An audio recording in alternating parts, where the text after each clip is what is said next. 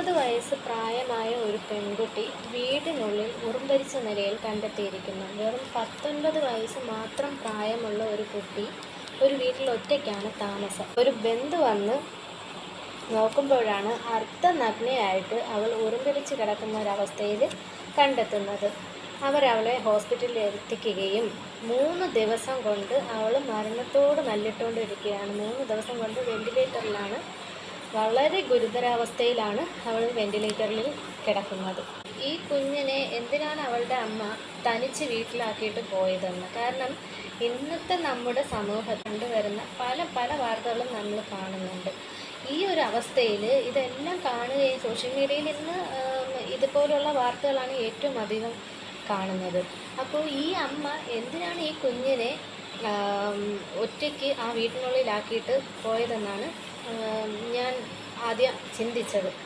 പക്ഷേ കാര്യങ്ങൾ കൂടുതൽ അന്വേഷിച്ചപ്പോഴാണ് ശരിക്കും അവരൊറ്റയ്ക്കാക്കി പോയതല്ല, അവളുടെ വഴിപിഴച്ച ബന്ധങ്ങൾ കൊണ്ട് സഹിക്കവയ്യാതെ ആ അമ്മ അവിടെ നിന്ന് മാറി താമസിക്കുകയാണ് ചെയ്തത്. അവർ ഈ പെൺകുട്ടിയെ ദത്തെടുത്ത് വളർത്തുകയാണ് ചെയ്തത്. അദ്ദേഹം കൊല്ലപ്പെട്ടതിന് ശേഷം ഈ അമ്മയും മകളും ഒറ്റയ്ക്കാണ് ആ വീട്ടിൽ താമസം.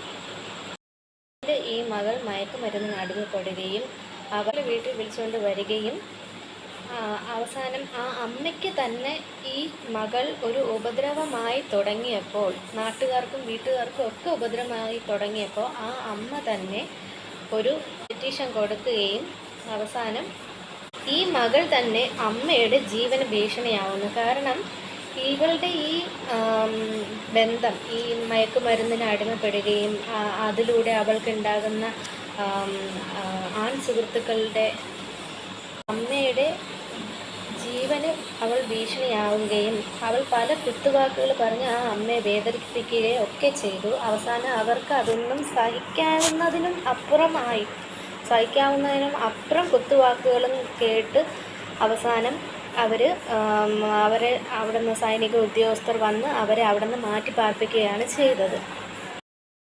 ഇന്നത്തെ ഈ ന്യൂ ജനറേഷൻ, അതായത് ഇപ്പോൾ ഉള്ള ന്യൂ ജനറേഷൻ കുട്ടികൾ 80% മയക്കുമരുന്നിന് അടിമപ്പെട്ടവരാണ്. നമുക്ക് പല തരത്തിലുള്ള ലഹരി മരുന്നുകൾ ഇന്ന് വിപണിയിൽ ലഭ്യമാണ്. അത് മുട്ടായിയുടെ രൂപത്തിലായാലും പല ക്രീമുകളുടെ, ജ്യൂസുകളുടെ ഒക്കെ രൂപത്തിലും ഈ നമ്മൾ വിശ്വസിക്കുന്ന നമ്മുടെ സുഹൃത്തുക്കൾ തന്നെ നമുക്കിത് നമ്മൾ അവരുമായിട്ട് പുറത്ത് പോകുമ്പോൾ അവർ തന്നെ നമുക്ക് ചിലപ്പോൾ ജ്യൂസിലാവാം, അല്ലെങ്കിൽ ചിലപ്പോൾ മുട്ടായിലാവാം, അങ്ങനെയൊക്കെ നമുക്ക് തന്ന് നമ്മളെ ഈ മയക്കുമരുന്നിനോട് അഡിക്റ്റ് ആക്കും. കാരണം ഇപ്പോൾ അറിയാമല്ലോ, കോളേജ് സ്റ്റുഡൻസ് എന്ന് പറയുമ്പോൾ അവർ ആ ഒരു സുഹൃത്ത് ആ ഒരു മയക്കുമരുന്ന് യൂസ് ചെയ്യുമ്പോൾ മറ്റുള്ള തൻ്റെ സുഹൃത്തുക്കളെ അതിലേക്ക് വലിച്ചു കൊണ്ട് വരുന്നത് അവരുടെ ഒരു ചെറിയ ടെൻഡൻസിയാണ്. ചിലർ അവരുടെ കൂട്ടുകാരെയും കൂടെ അതിലോട്ട് അഡിക്റ്റ് ആക്കും. അപ്പോൾ നമ്മൾ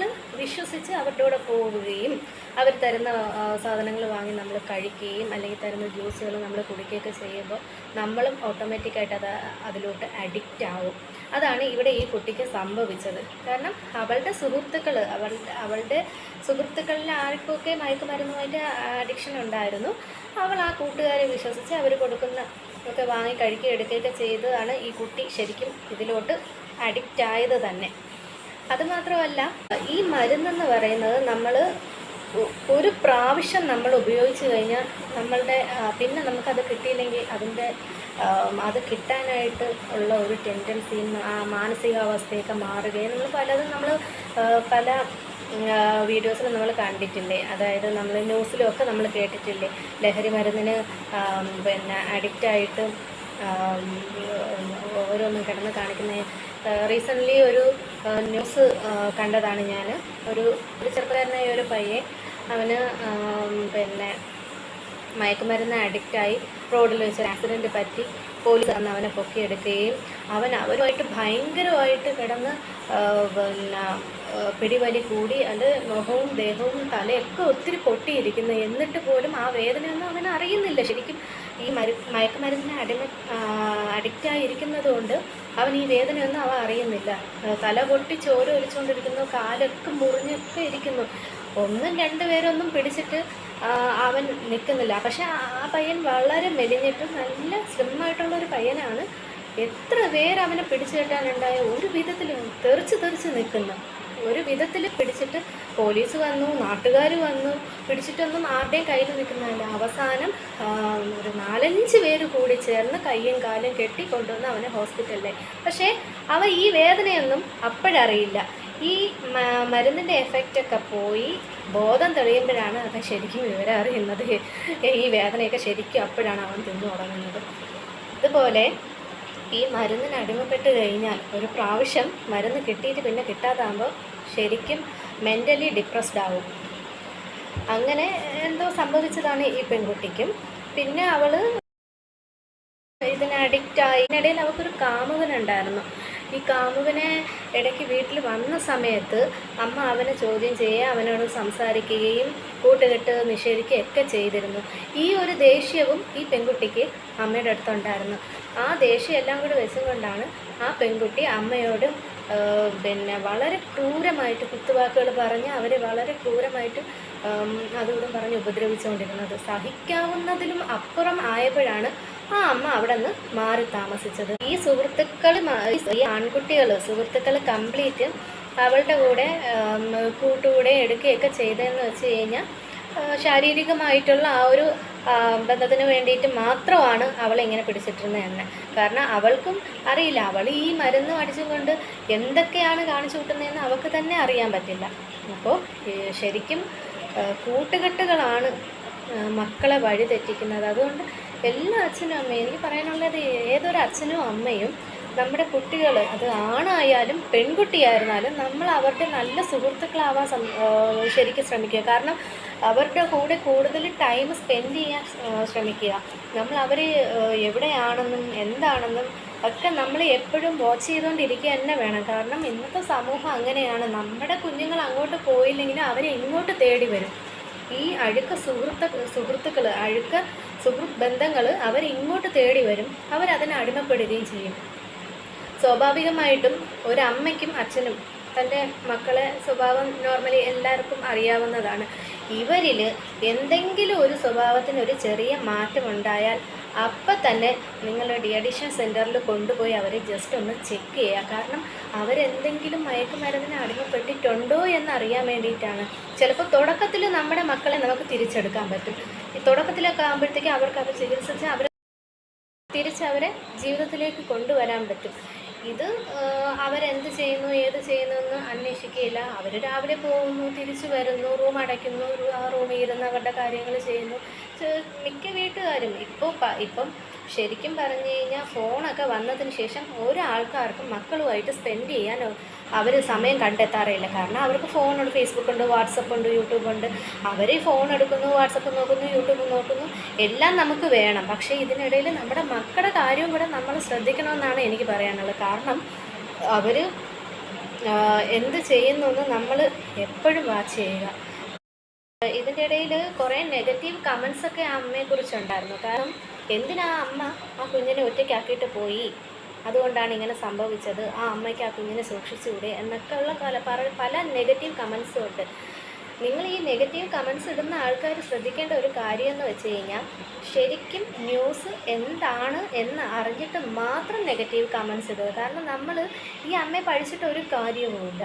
കാരണം അവർക്ക് സഹിക്കാൻ പറ്റാത്തതിൻ്റെ അപ്പുറം ആയപ്പോഴാണ് അവർ ആ കുട്ടിയെ അവിടെ ഒറ്റയ്ക്കാക്കി ഇട്ടിട്ട് പോയത്.